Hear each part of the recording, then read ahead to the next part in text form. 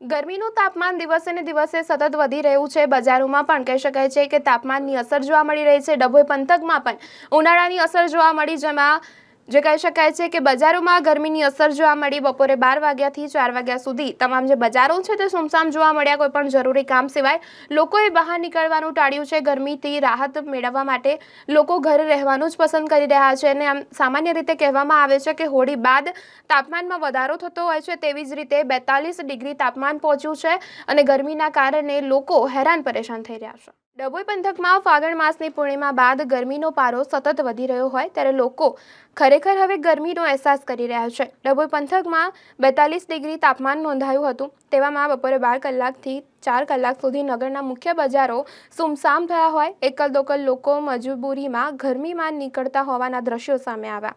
નગરના ST depot, Sinor 4 રસ્તા, Radhe complex, tower બજાર જેવા વિસ્તારોમાં બપોરના સમયે પબ્લિક ખૂબ જ ઓછી નીકળતી જોવા મળી। દુકાનદારો પણ બપોરના સમયે દુકાનમાં જ રહી ઠંડક માની રહ્યા હતા। નગરના મુખ્ય બજારો ખાલીખમ જોવા મળ્યા, જેમાં કેટલાક વિસ્તારોમાં શેરડીનો રસ, ઠંડા પીણાથી ઠંડક મેળવતા પણ લોકો નજરે પડ્યા। ગરમીને કારણે લોકો ગરમીનો અહેસાસ કરી રહ્યા છે, જ્યારે બપોરના સમયે ઘરોમાંથી બહાર નીકળવાનું ટાળી રહ્યા છે।